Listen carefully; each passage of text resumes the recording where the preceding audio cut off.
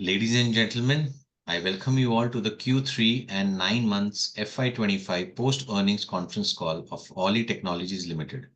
Today on the call from the management team we have with us Dr. Ajay Mia, Managing Director, Mr. Rajiv Tyagi, Executive Director, Ms. Ritu Sood, Executive Director, Mr. Sandeep Jain, Chief Financial Officer, and Mr. Sandeep Salman, Head of Cloud and Managed Services. As a disclaimer, I would like to inform all of you that this call may contain forward-looking statements which may involve risk and uncertainties. Also, a reminder that this call is being recorded. I would now request the management to run us through the investor presentation for the quarter and 9 months ended FY25, talking about the business and performance highlights for the period, the growth plan and vision for the coming year, post which we will open the floor for Q&A. Over to the management team. Thank you very much, Vinay. Good afternoon, all of you who have joined this afternoon, and thanks for spending your time with us. I hope you will find it worthwhile. This deck was uploaded last evening, so some of you might already have taken a look at it. We have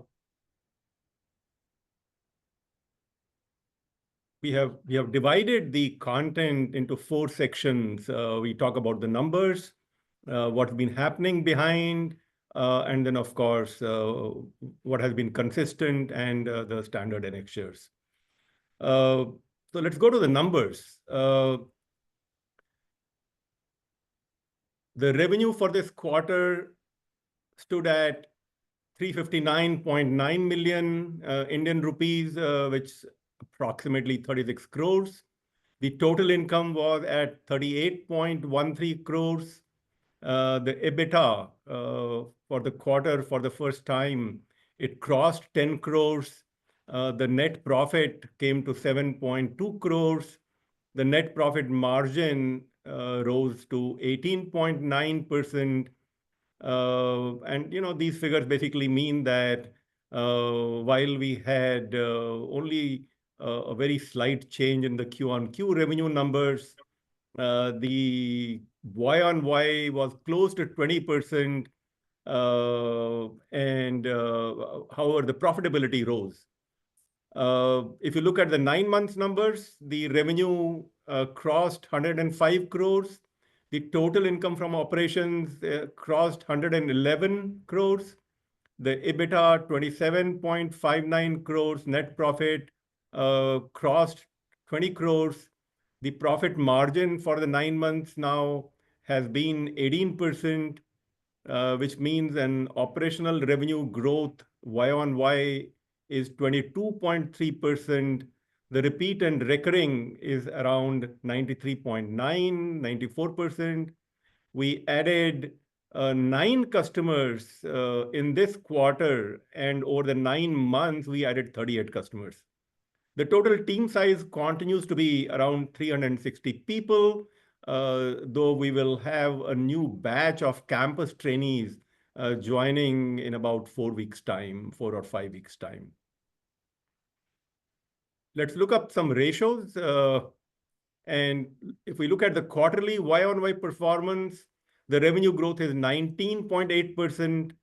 EBITDA has grown Y-on-Y 37.6%.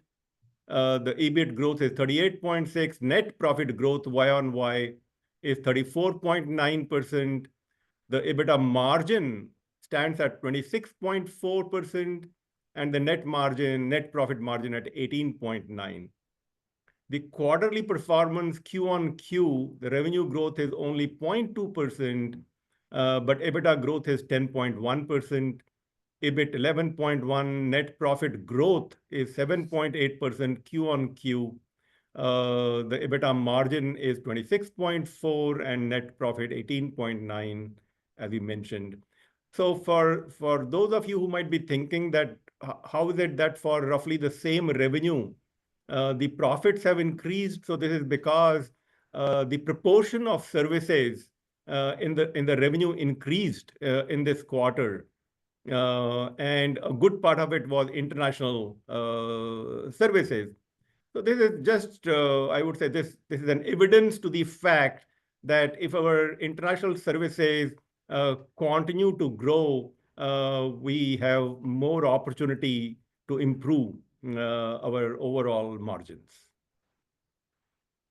The 9 months performance, total revenue growth 22.2%, EBITDA growth 41.7%, EBIT 42.3%. Net profit has grown in 9 months 41.5%. EBITDA margin is 24.8%, and net profit margin for 9 months is 18%. So these are some charts, for visual analysis, for operational income. We spoke about it. We spoke about the EBITDA. We also spoke about the profit after tax. The one thing we did not speak about before is our earning per share. So as we see in the last quarter, it was 3.31 rupees per share, which has grown to 3.57. And for the 9 months period, it has grown from 7 rupees to this 9 months is 9.93, slightly under 10. So what has been happening, the story behind? So this period of mid-November to mid-January has been, it's been a trying period. Some of it is expected. There is this whole, New Year and Christmas and holiday season, which starts to impact.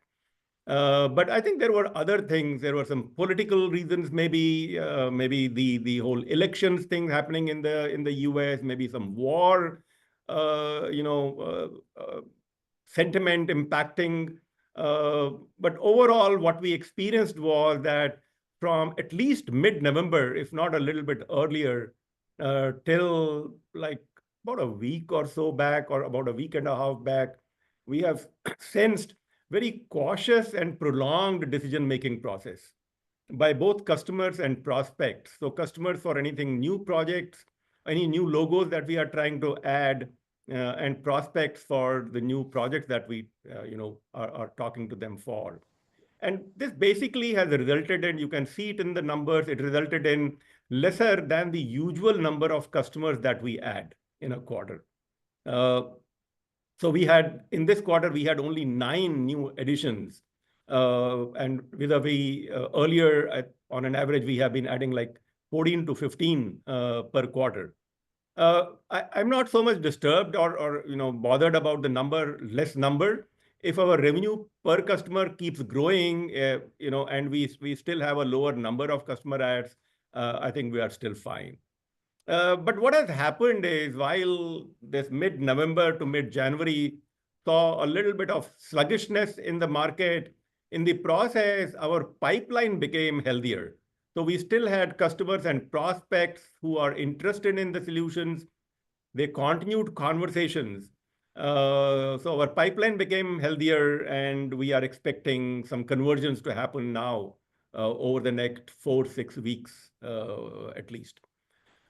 The other thing that has happened is we have experienced in this quarter, the Middle East business has gained momentum for us. We have growing number of opportunities from the Middle East. At this point in time, we have at least 4 new projects which are at a very advanced stage of signing up. We expect, so we have received, at least for some, we have received email confirmations, but contracting and so on will take over the next couple of weeks. And in view of what we have been experiencing this quarter, also a little bit last quarter, the Alletec board decided that we should set up an operation in the UAE.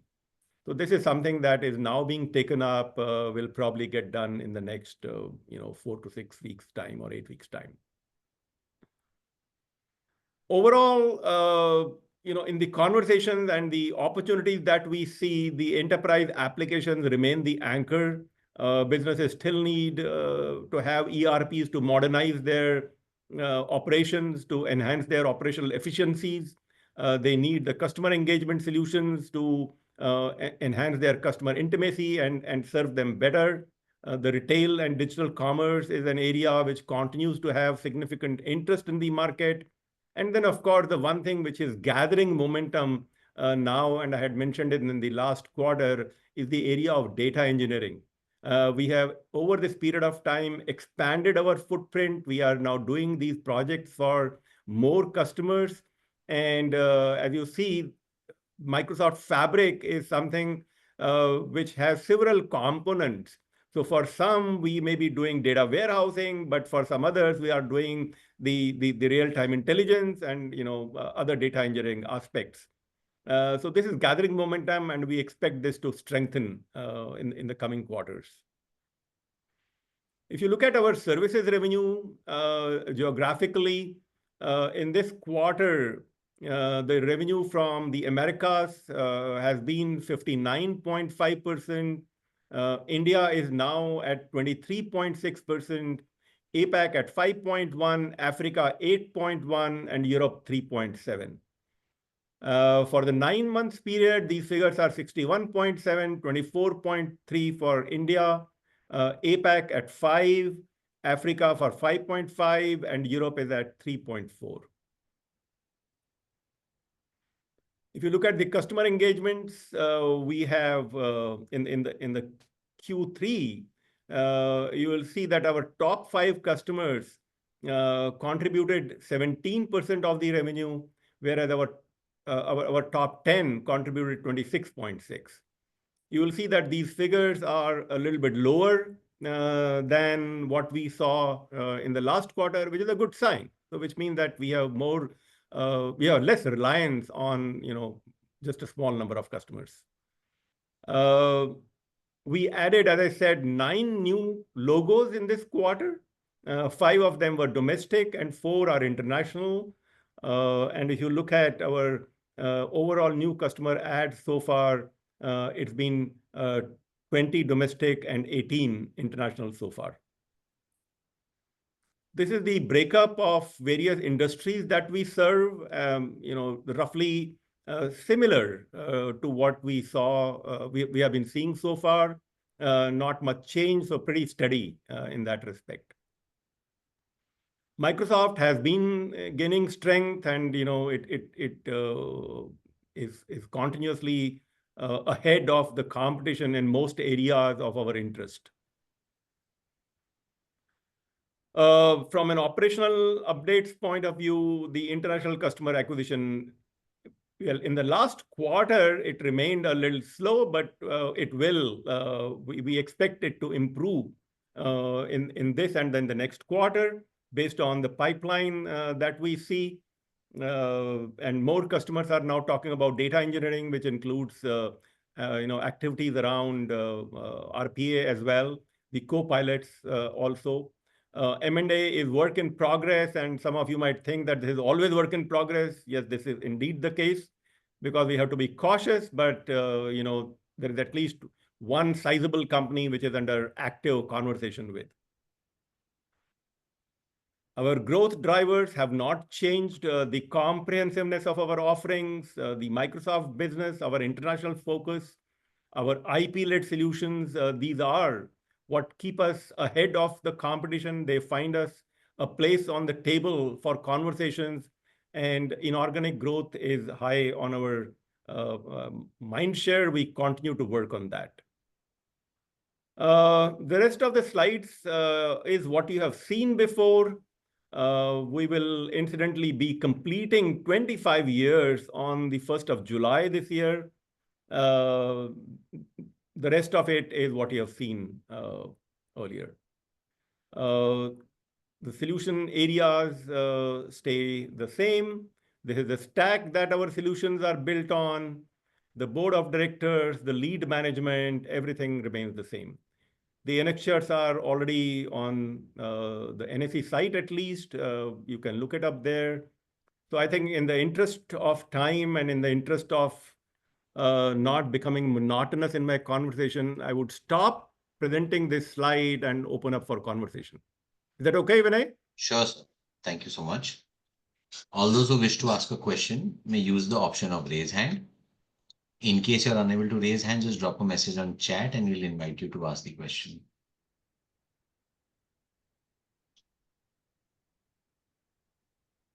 We'll take the first question from Astha Jain. Astha, you can go ahead.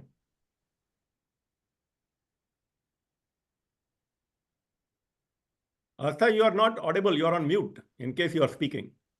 Sir, I think I'm audible now, right? I Yes, you am are. muted. Yes. So my Indeed. first question is, do you think your customer additions this quarter will be very high, like in Q4 will be very high due to healthier pipeline? And since the quarter three was quite normal, like quite softer. So in terms of customer addition, do you think that our Q4 will see good traction?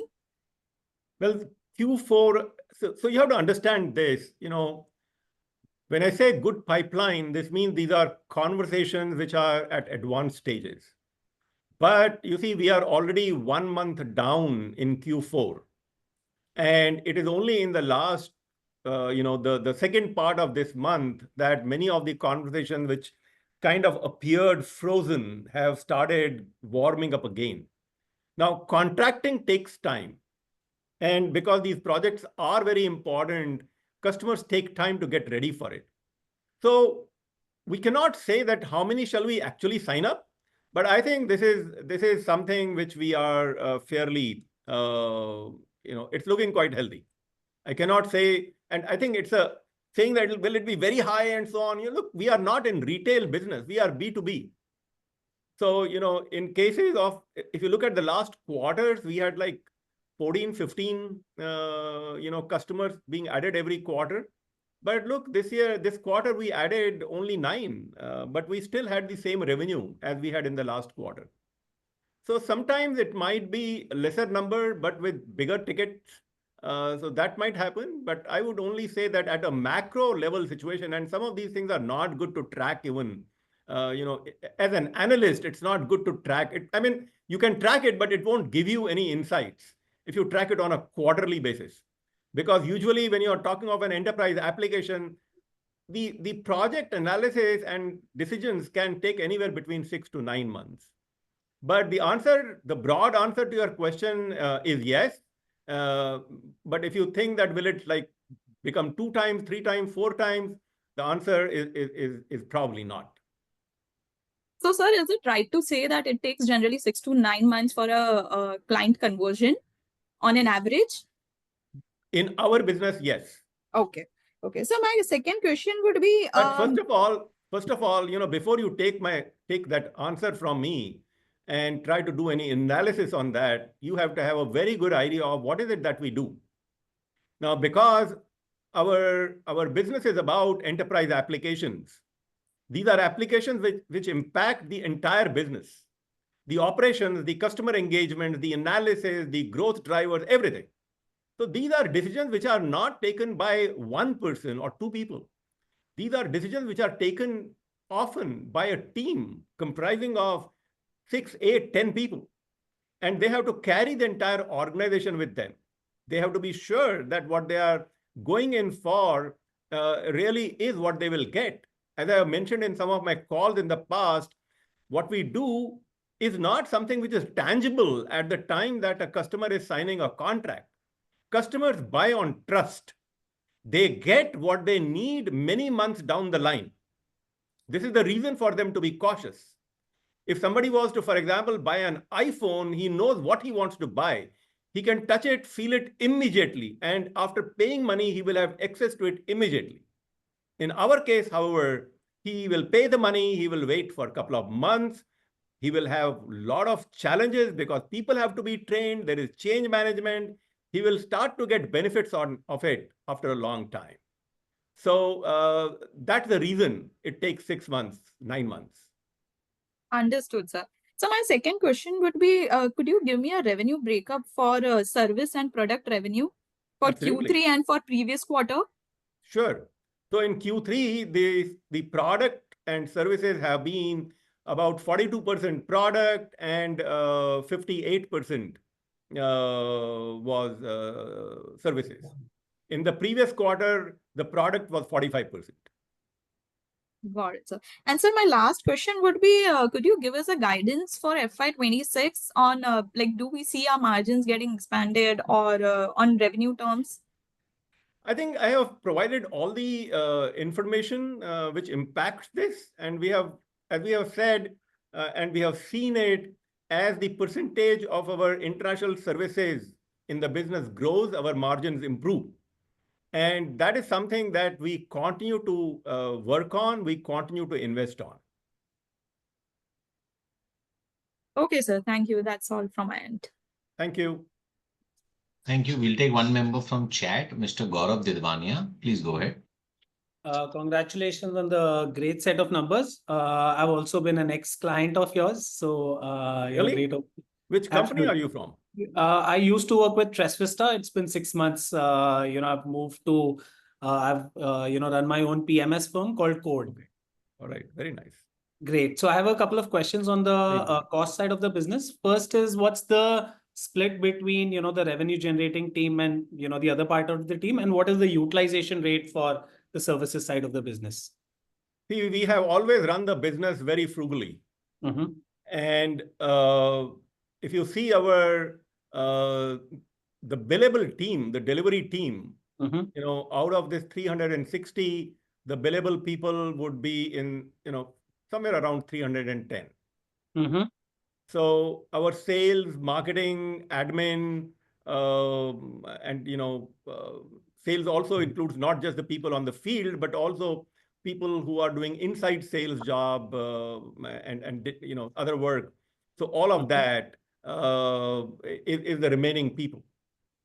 And in terms of utilization, well, it's odd to say, but we almost never have people sitting twiddling their thumbs.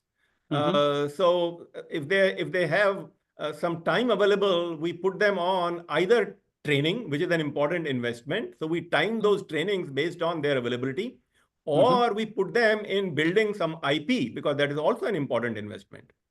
So because our business model is not that of resource augmentation, so we don't differentiate between people on projects and people on bench.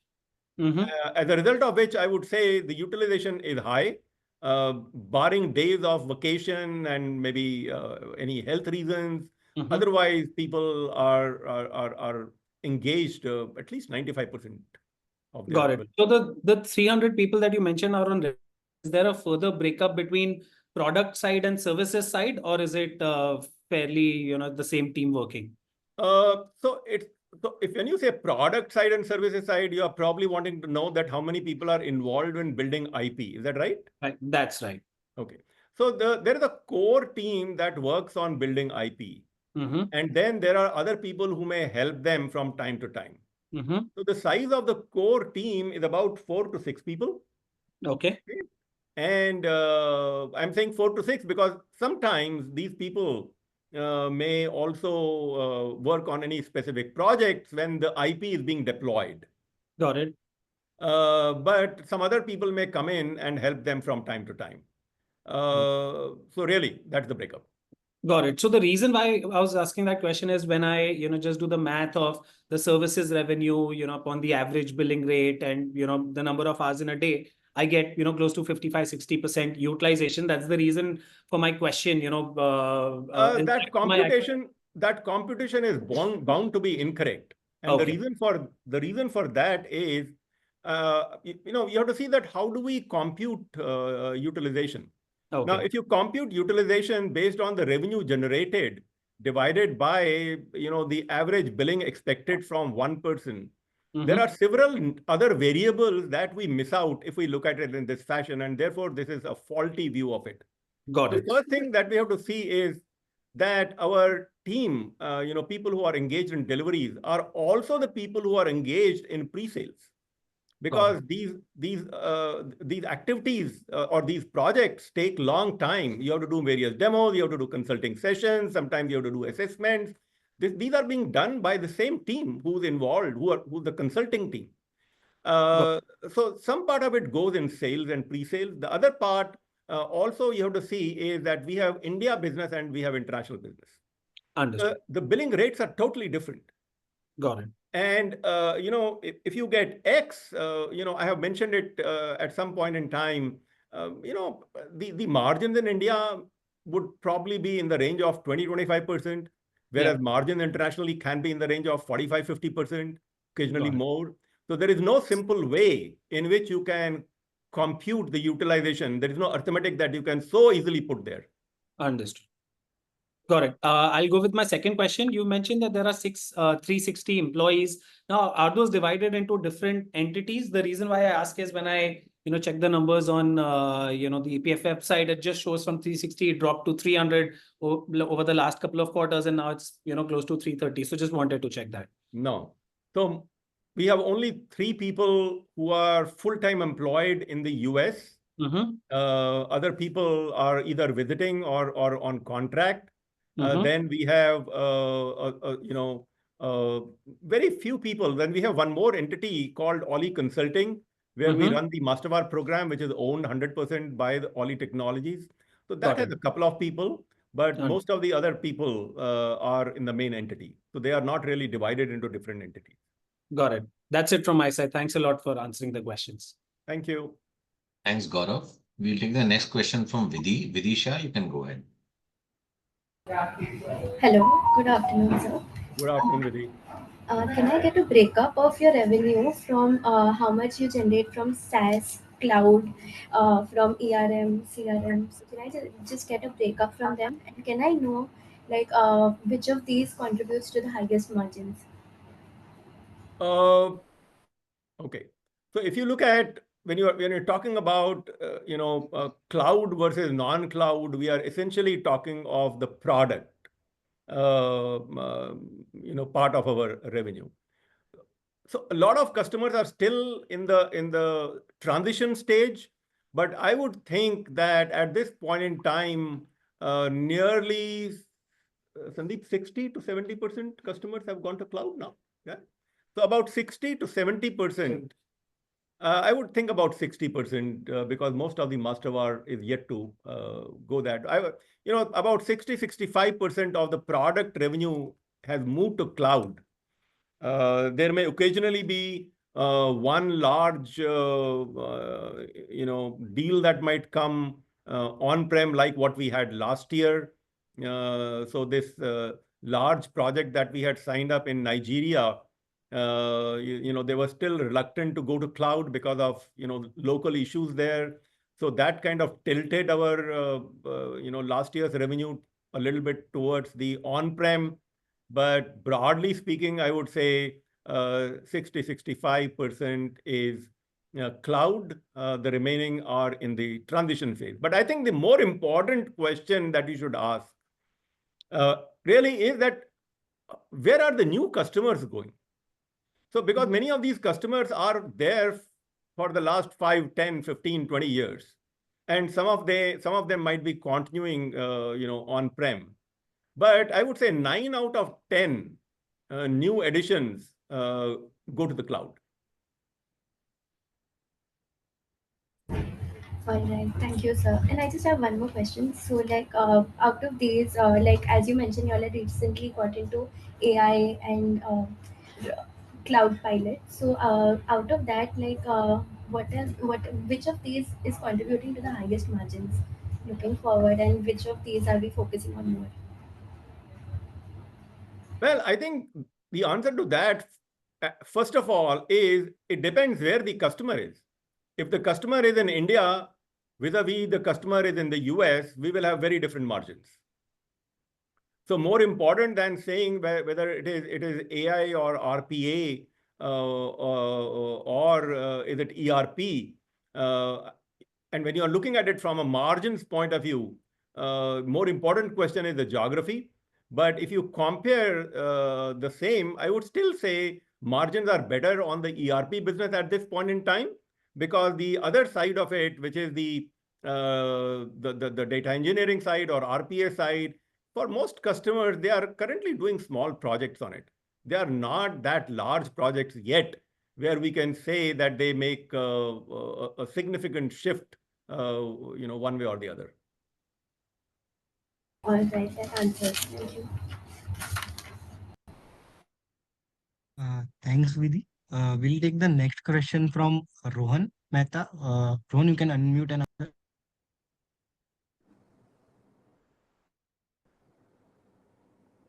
Hello, sir. Am I audible? Yes, Rohan, you're very audible. Right. Thank you so much for taking my question. So first, I wanted to ask about the update on the US acquisition, where the due diligence was paused for about 6 months. So has that resumed, or No, the initial update you no, gave was for a different company? different company. That has not resumed yet, but we have a different company that is on the table right now. Sure, sure, sure. And so, in terms of your team cohort, I wanted to understand what part of your team cohort is into specialized teams focusing on AI, data engineering, and what part of it is in the generalist mix. So we have no journalists at all in the company. Okay. So you will have large teams which are, for example, specialized on one ERP, and another team which is specialized on the other ERP, because Microsoft Dynamics has two ERPs, Dynamics 365 Business Central, and then Dynamics 365 Finance and Supply Chain Management. And then we would have a team which is focused on the CRM product line and the Power Platform. And then there is a team which is on data engineering and RPA. So they're all specialized. We don't do generic software development work. Right, right. Got it. Got it, sir. And can I also know what part of your team right now has experience above 5 to 10 years? I completely understand there's a new batch of campus trainees, which you just So mentioned I that they're would say, joining. yeah, sure, I get it. But I would say that, and maybe Ritu can answer that question better, but my guess is uh, maybe 25% of the people or 30% of the people are less than 5 years. The rest of the company, all people are above 5 years. Is that right, Ritu? You have an opinion? No, that's the range. Right, right, sir. That's all from my side. Thank you so much. Okay, thank you. Thanks, Rohan. We'll take the next question from Bhavesh Bhatia. Bhavesh, you can unmute and ask the question. For the opportunity, sir. Congratulations on a good set of numbers. My first question is with respect to the increase, the marginal increase in the finance cost. So it's around 53,000. What exactly it is? Sandeep, you want to take that? Yeah, this is the interest cost we paid on buying one vehicle in the company. Vehicle. Okay. Yes. So going forward, we won't see any further increase in the finance cost. No, no, no. It will be more or less similar. Okay. So my second question is with respect to the cash and cash equivalent. What is the current cash in hand with the company? Sandeep, you want to take that? Yeah, yeah. Currently, we have around 126 crores of cash in hand. Lying Perfect. in bank, of course. Perfect. And sir, Ajay sir, this is with respect to the increase in the PAT margins. So going forward, do we see a stabilized margin, or do we see an increase in the margins? See, if we succeed in increasing our services portion of the business from international customers, we will see a further increase in margins. So it's very clear. At the bottom, most of the times are the services delivered in India. Next is the product margins that we make, or rather, I would say the product margin that we make from our master VAR side of the business, although our investment in that is now very small. That's at the bottom. The services delivered in India are the next. Above that is the product margin that we make overall, be it India or US, globally. And finally are the international services. In that order, our revenue margins, our margins on the revenue. Understood, sir. That's it from my side, and all the best. Thank Thank you. you very much. Thanks, Bhavesh. We'll take the next question from Deepesh Sancheti. Deepesh, you can go ahead. Hi, am I audible? Yes, please. Yes. Just wanted to understand, since you're talking to a lot of US clients, what is your outlook of the entire Trump effect on business? I think it would probably be too much for me to ascribe any of what we experienced to such a large event of a government change in the US. We are just a little dot on the canvas. However, I would still say that when we so if we are talking to 10 people, and if their decision making is getting delayed, it's very hard to say whether it is for one reason or the other, because this Trump effect was also combined with the New Year and Christmas vacation and so on. But overall, I would say we have more customers in our pipeline eager to resume conversations. Be it because there is a new government, and new government is not necessarily between Republicans and Democrats. I think it's also about stability. But you are right. Large parts of the US population sees Trump as, trade friendly. So they expect their businesses to move, and they want to invest to be competitive. So conversations are today more actively happening than they were happening before. But I'm still staying short of trying to say that this is really an impact of the Trump administration, because that is too big a phenomenon for me to say that we are directly impacted by it. Right. My other questions were actually answered before, and also in your presentation, detailed presentation was really good. Just have a question. When do we plan to shift to the main board? I think we still have, we still have to be on the SME board till December of this year, and once we in December of this year, we will cross that criteria of 3 years, and once that happens, we will shift to the main board. Okay. And as you said that we are completing 25 years in this July, investors should expect something? Well, if the company continues to perform well, you will expect something. No, As we we go always forward, expect but something. I'm just trying to understand that, do we expect the board to actually announce a bonus or maybe, a good dividend? We have a good cash on our reserves. I mean, that's right. you see, my view on these are a little bit at divergence with how some people think. And I think the amount of investment somebody makes in the company is, I would say, much larger. And whether the dividend is 1 rupee or 2 rupees or 3 rupees is really very small in comparison to the overall business gains that we see. So we have very cautiously, tried to secure our funds to use them for appropriate purpose. So I think, I would be happier if the business as a whole delivers more than what you are even thinking of in terms of a little dividend increase here or there. But some of the questions that you have asked, whether there can be a rights issue or there can be something else, all of those are topics of conversation which are kind of looked at from time to time, and it will be inappropriate for me to talk about any of these before the board of directors has brought it up and have thought about it. So absolutely. I just wanted to understand, since you're doing, I mean, I'm sure with the cash, if you're doing an ROE of about 18%, I think it's more than what we, I mean, we are fine about it. But can we maintain this ROE to, plus 20% in going few quarters and years?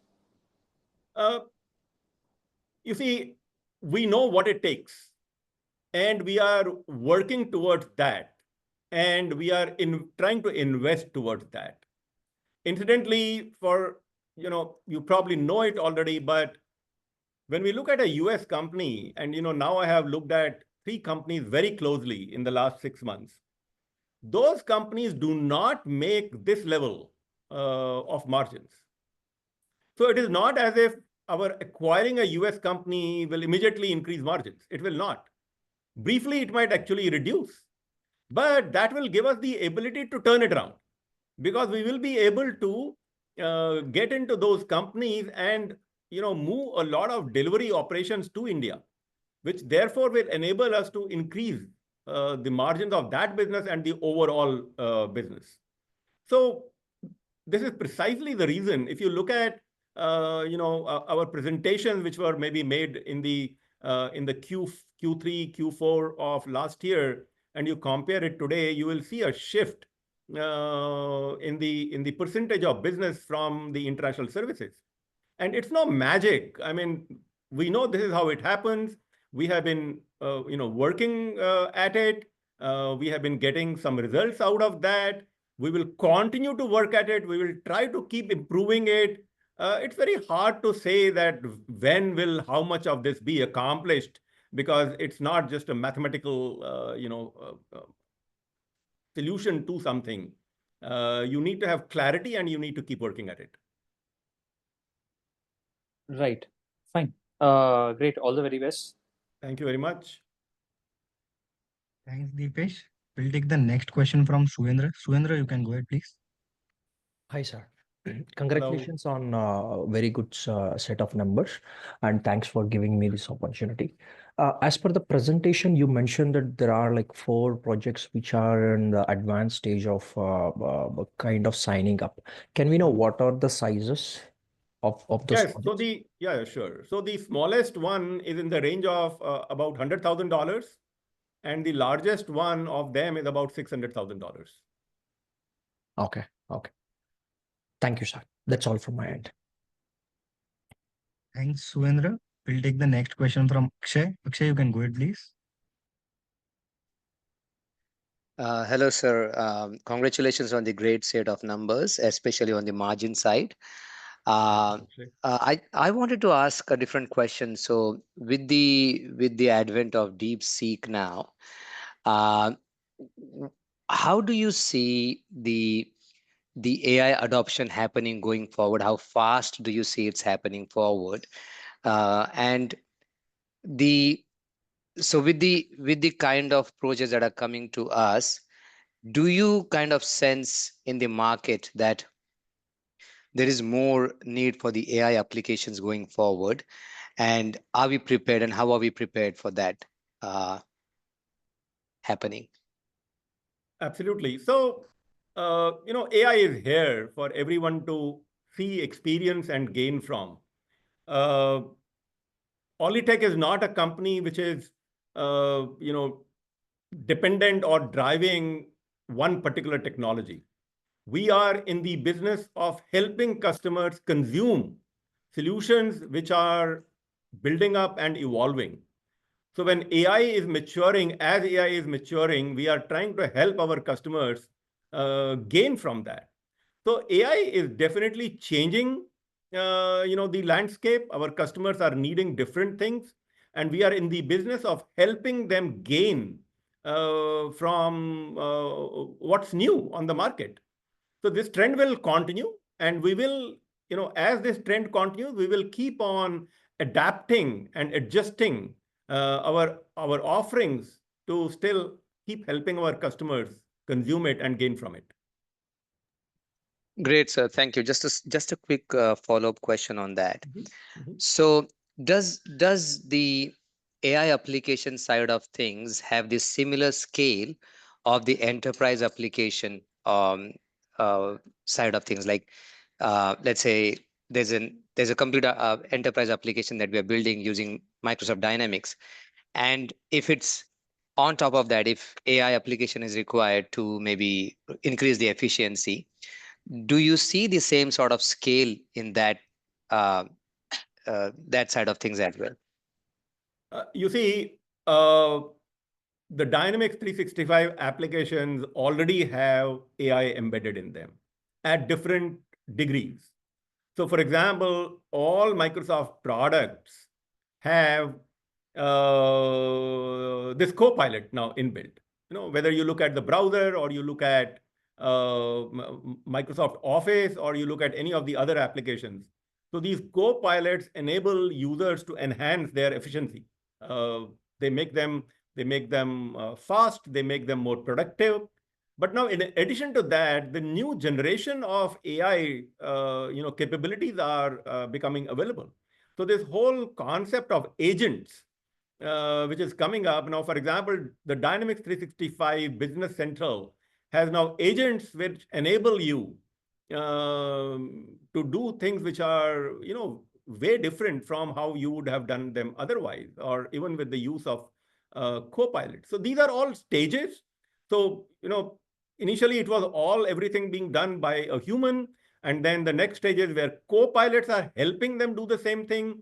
And in the agentic world, many of these things will become autonomous.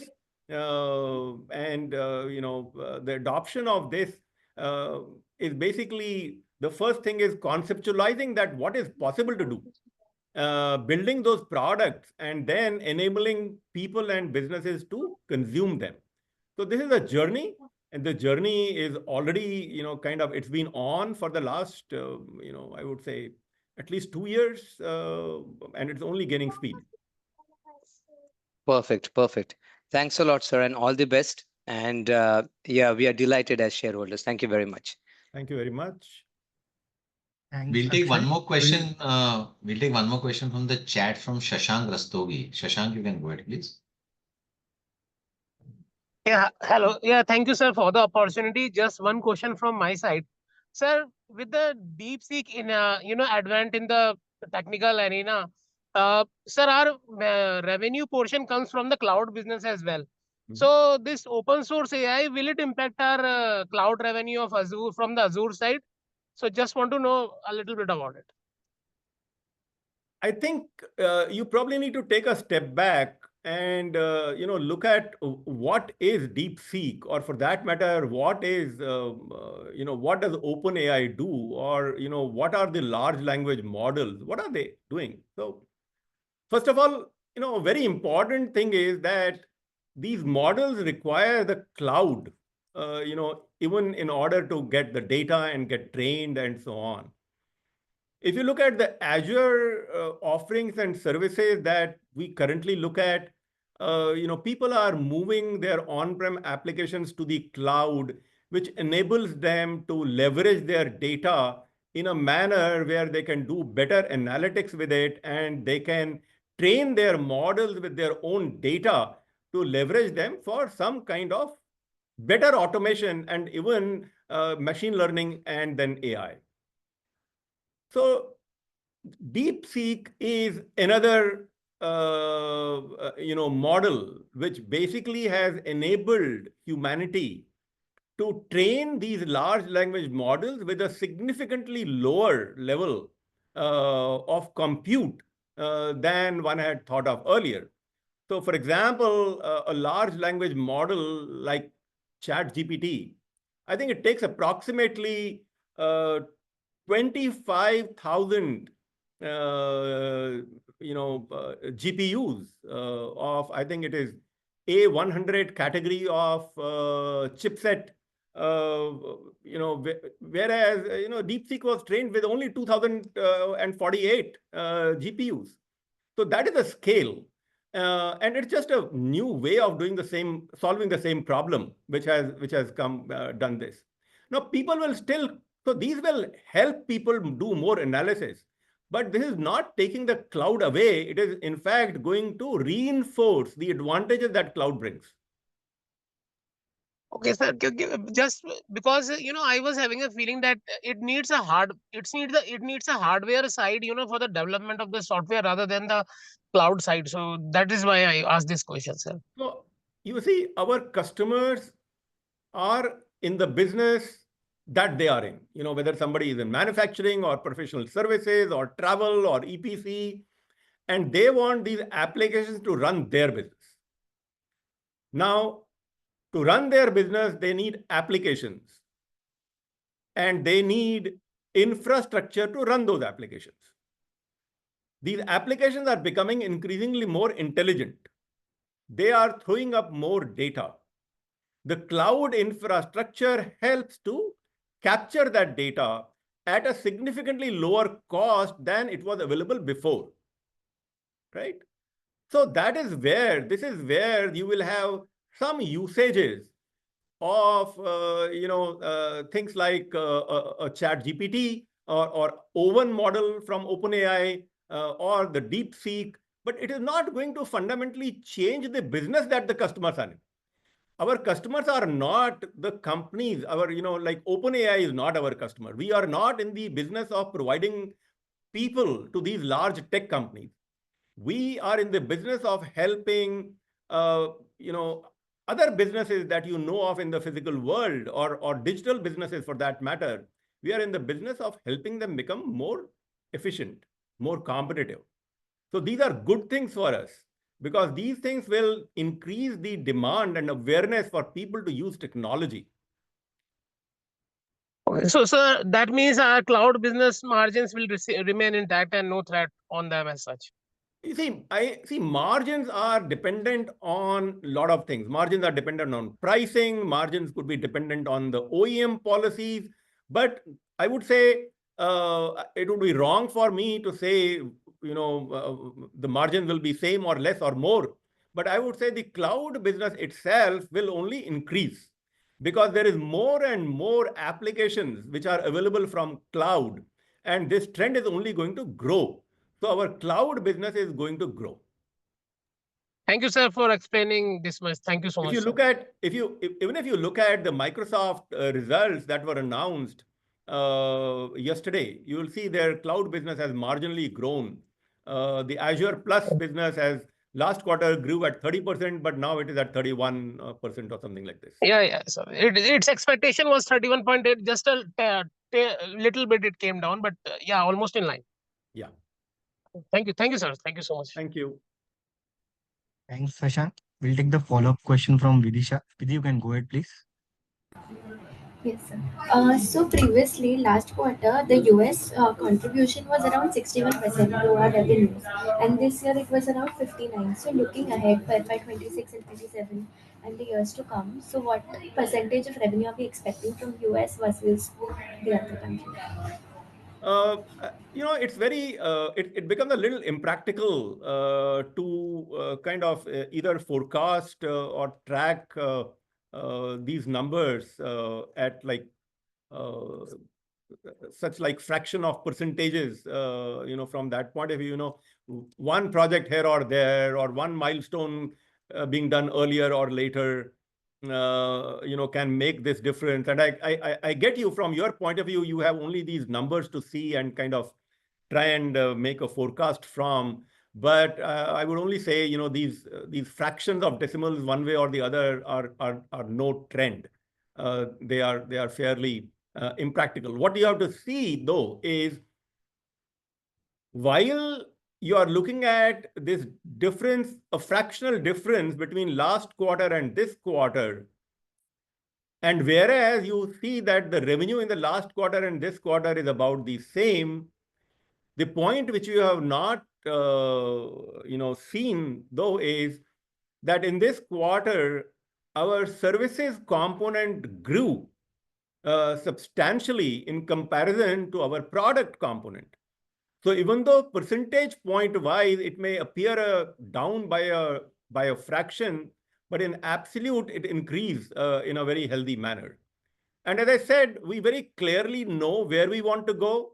Will we always get there in any forecasted period of time? Well, that's what we keep trying, but nobody can write these things to a very high level of precision in stone. Got it, sir. And in the previous con calls, you had given a guidance of 20 to 25% revenue growth year on year. So are we still intact on those numbers for FY 26 and 27? Well, you see, when you take a target, it's not right to keep, switching it. We don't do it.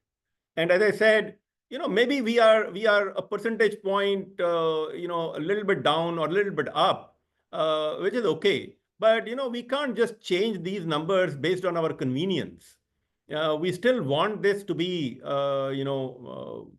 what drives the people towards it. We will see we'll see what does it take us to get there. We will do everything that is needed for us to get there. Whether we get there, we fall a little short, or we go a little further, we will see when we come to that point. All right. Thank you so much, sir. Thank you. Thanks, Vidhi. We'll take the next question from chat from Ravi Kiran Hegde. Ravi Kiran, you can go ahead, please. Hello, am I audible? Yes, please. Yeah. Thank you. Thank you, Ajay sir. Thanks for the opportunity to interact. At the outset, I mean, great set of numbers, great results. Thank you so much, and thanks for being so transparent and sharing, the business. Two questions I had from the business viewpoint. One is now as we are competing in the US for clients, pitching to clients, and competing against like other American service providers, I'd like to know how we kind of compare with the competition there you're seeing. And so obviously we would be price competitive being a company from India. But apart from that, how would you rate our company in terms of the various parameters? And any interesting cases you could share in terms of getting those deals, etc. It would be interesting to know for us. Sure. So you see the area that we work in that area, the cost of the project is not really what the customer pays us.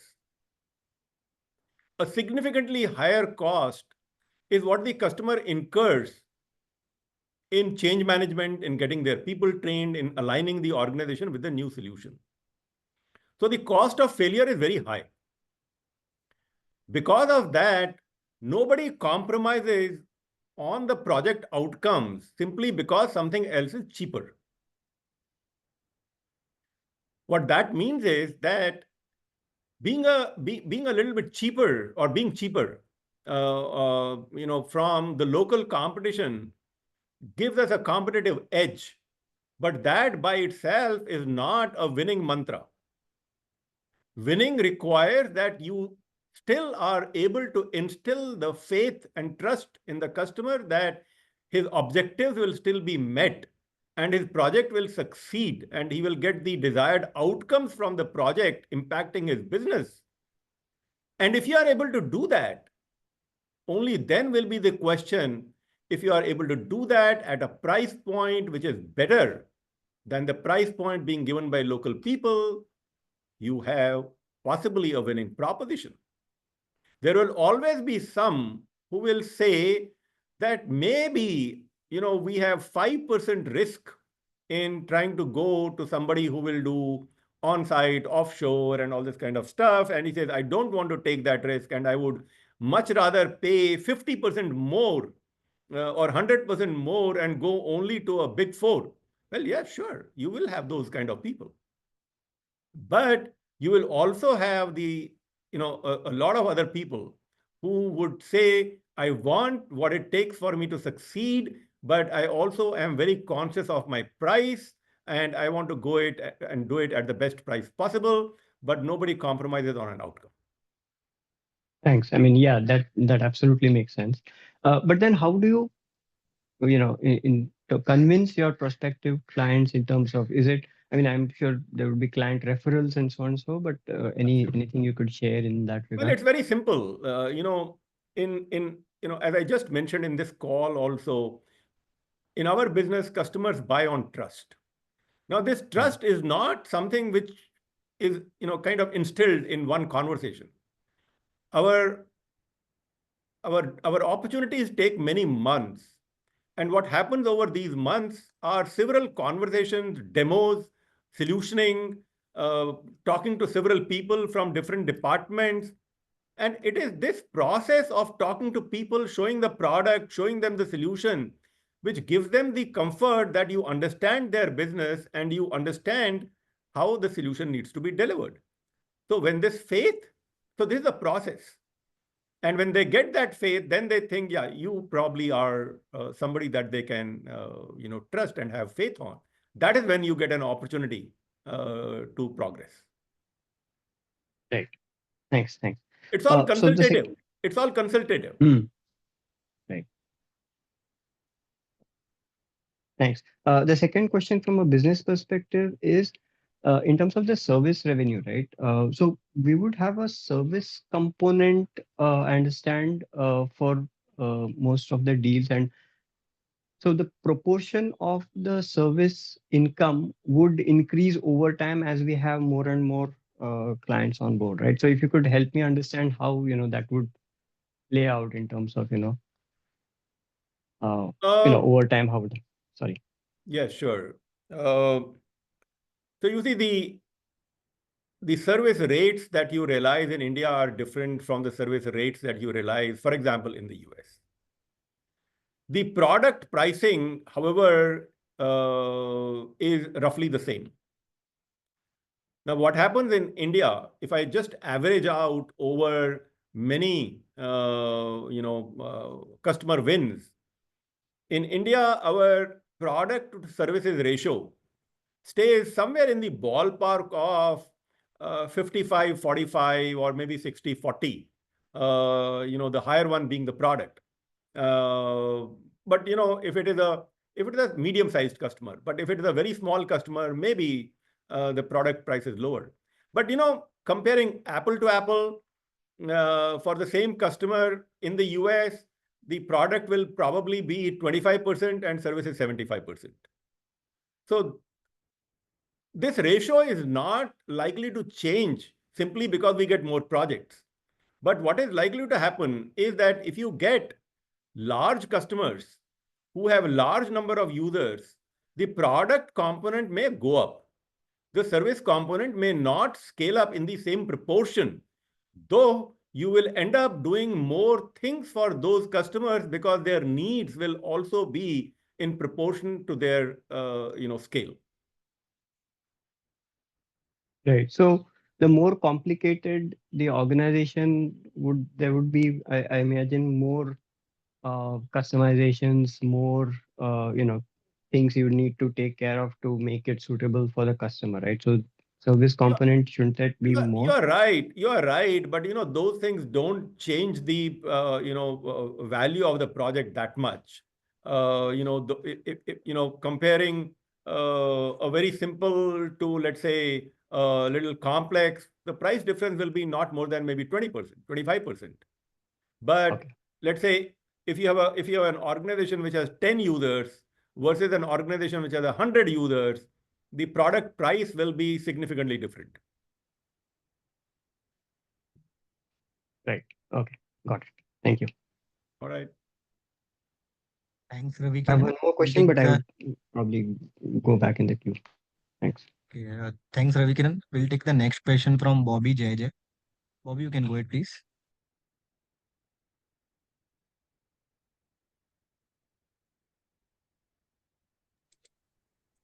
Bobby.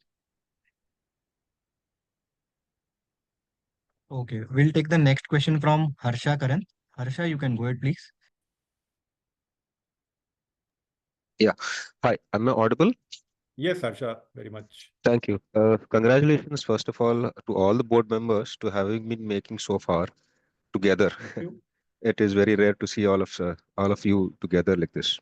So my other questions have all been answered. So I just have a small question here.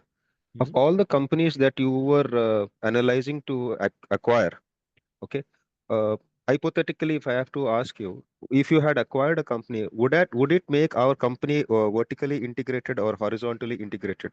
Just some lines on that. You've been analyzing so many other companies to acquire, right? So I just wanted to know what sector do they cater to, which makes our company vertically or horizontally integrated? Just some color on that. Correct. So even though we have looked at many companies, but I would say that the companies that we have advanced, I would say, to a serious level so far, have all been doing exactly what we do, but in the US. Okay.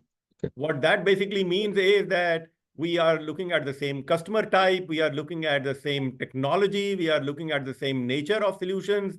So if that would happen, we'll kind of get joint at the butt, and we will be able to deliver more of those projects from India, which will, over a period of a couple of quarters, enable us to increase margins in that business.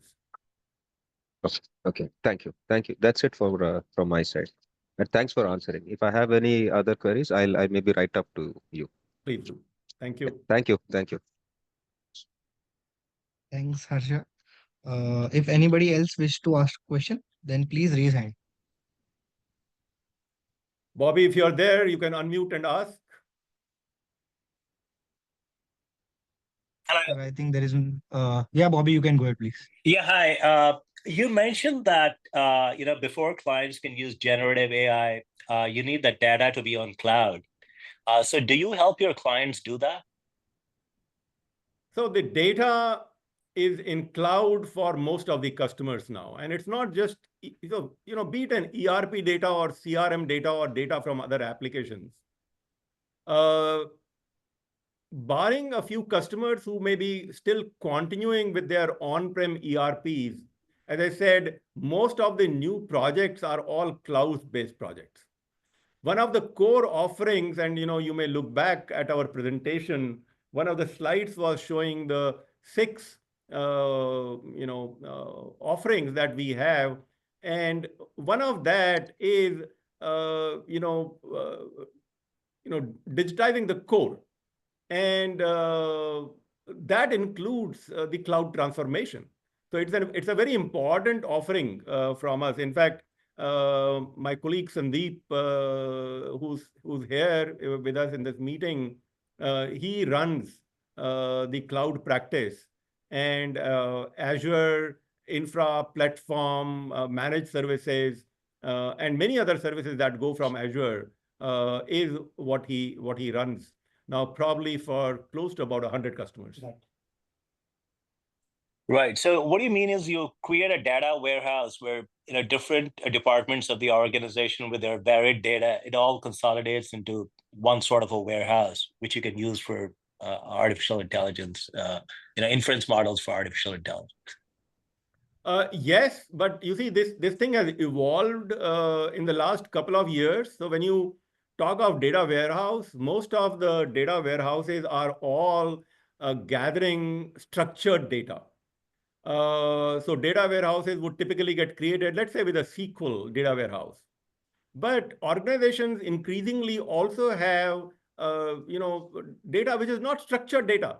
This may be data from let's say your social media. This could be data from let's say your emails, and there could be various other types of data, which is also very, very important.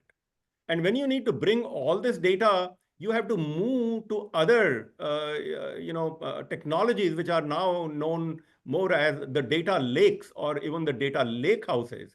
If you have streaming data, for example, you can't store it in a SQL type of a database. So you have other technologies, and as data has become more important and as more, for example, IoT data, you can't store IoT data in a SQL server. So you have to move to a data lake or a data lake house for those data sets, which is all now a part of the Microsoft Data Fabric. And yes, this is what we do. All right, great. That helps. Thank you. Thank you. Bobby, we'll take the follow-up question from Ravi Kiran. Ravi Kiran, you can go ahead, please. Yeah, thanks. I'm sorry I had joined late, so I'm not sure if the question has been asked. So we had talked of a little slowness in the customer decision making, leading to affecting the deal making. So subsequent to the quarter end, how are we seeing things now? Have we in terms of closing of the deals already in the pipeline? So indeed, we did discuss this a little bit. So as I had mentioned that mid-November to somewhere like mid-January, we saw a little bit of a freeze, but we started seeing some warmth happening, in some cases defrosting happening in the last couple of weeks. Things are warming up. Several conversations are back on table. So we do anticipate, some or several of them getting converted in the coming weeks. Okay, thanks. And just a last small question pertaining to, you had shared your thoughts on the kind of prospect for you are looking for in terms of acquisition? I mean, I understand uh, the opportunities for margin expansion with that strategy, but the only downside I see is the limited cross-selling opportunities in that case. So, like to know your thoughts on that. Sure. So, if you look at our overall set of offerings, and there's a slide in the deck which will give you a view of it, our offerings are not limited just to enterprise applications. So it's not just ERP, CRM, and commerce applications. Our offerings go beyond this. Now, data engineering itself is a very vast area, and it is very adjacent to our other offerings. So this is something where opportunities exist for all growing companies. So while we see that organizations typically of this size in the US, 10 million, 12 million, kind of remain focused on their core, but that is what brings us the opportunity. Because to the same customers, to the same companies, to their customers, if they are bringing only an ERP or a CRM, we have the ability to take to them and bring opportunities from data engineering. We have opportunities to talk commerce applications or portals to them. So we may get from them, a customer base, and how do we bring our other offerings to that customer base is then for us to figure out. This is not going to happen on day one. This will probably take like a year, sometimes a little bit more, depending on the customer base and the size and the specifics of that organization.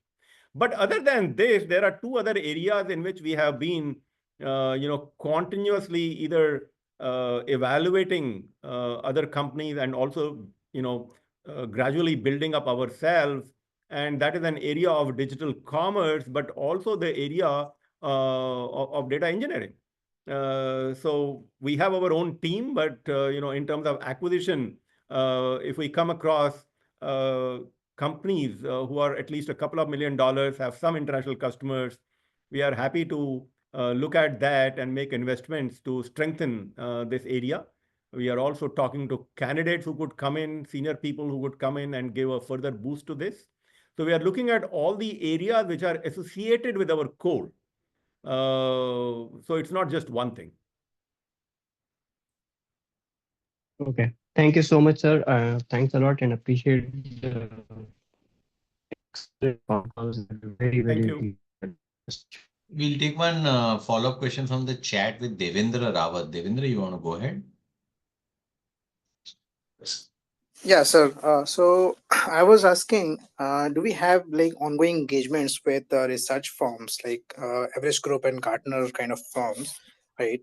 Because a lot of time, many of the clients start looking for potential partner through these forums. You are right. And my answer to you at this point in time is no. And it's not because we have not looked at it, but sometimes you have to do a good amount of ROI analysis in terms of what is it that you are getting at what price. So Gartner typically comes at a very, very high ticket price. It is something that is under, I would say, conversations, but we have not yet bitten the bullet. All right, sir. Thank you. Thanks, Devendra. I believe that is the last question for the day, sir. Would you like to give any closing comments before we end the call? Well, yes, thank you very much, all of you, for taking your time and joining us this afternoon.